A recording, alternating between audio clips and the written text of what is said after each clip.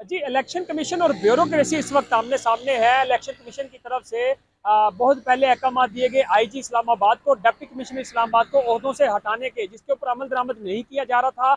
और फिर election commission की तरफ से सेक्रेटरी को तलब किया गया था, सेक्रेटरी डिवीज़न को, और उसके ऊपर कहा जा रहा था कि तौहीन अदालत की कार्रवाई जो है वो भी चलाई जाएगी, क्योंकि इलेक्शन कमीशन के अहकाम पर अमल दरामद नहीं किया जा रहा। गुज़श्ता रोज़ एक नोटिफिकेशन जारी हुआ जिसमें आईजी इस्लामाबाद और डिप्टी कमिश्नर इस्लामाबाद को ओहदों से हटाने की मंजूरी दे दी गई थी। लेकिन फिर उसमें जो है एकदम अचानक सनसनी तब पैदा हुई जब वज़ीर इत्तलात मुर्तज़ा सोलंकी ने बयान दिया कि आईजी इस्लामाबाद को और डिप्टी कमिश्नर इस्लामाबाद को ओहदों से नहीं हटाया गया, लेकिन नोटिफिकेशन तो उनके ओहदों से हटाए जाने का सामने आ चुका था।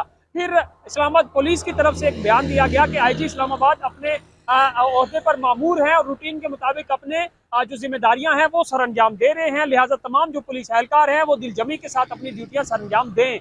उसके बाद आज अब एक नया ये तनाज़ा खड़ा हो गया है इलेक्शन कमीशन और ब्यूरोक्रेसी के दरमियान के। पहले कहा जा रहा था कि इलेक्शन कमीशन अपने एक अहकाम पर अमल दरामद नहीं करवा सकता। इलेक्शन कमीशन की तरफ से फवाद हसन फवाद को और आहद चीमों को भी ओहदों से हटाने की मंजूरी दी गई थी, अहकाम जारी किए गए थे। उसके ऊपर भी गुज़श्ता रोज़ एक नोटिफिकेशन जो है सामने आया, जिसमें कहा जा रहा था कि आहद चीमा को ओहदे से हटा दिया गया है। अब देखना ये होगा कि फवाद हसन फवाद का जो मामला है वो तो इलेक्शन कमीशन की तरफ से जो दरखास्त है वो गैर मुअय्यना मुद्दत के लिए मुलतवी कर दी गई है, उसके ऊपर समाअत। ये मुख्तलिफ जो ब्यूरोक्रेट्स, जो मुख्तलिफ अफसरान हैं, सरकारी अफसरान, जिनको ओहदों से हटाने की इलेक्शन कमीशन बार बार कह चुका है और उनके ऊपर अमल दरामद नहीं हुआ। और गुज़श्ता रोज़ अगर एक नोटिफिकेशन जारी हुआ है जिसकी वफाकी हुकूमत और निगरान हुकूमत अब तरदीद कर रही है, तो निगरान हुकूमत के खिलाफ इलेक्शन कमीशन की एक दरखास्त भी जो है अदालत में जा चुकी है। तो देखना ये होगा कि अब दोनों जो ये एक तनाज़ा जिसमें खड़ा हो गया है, इसमें क्या चीफ इलेक्शन कमिश्नर अपनी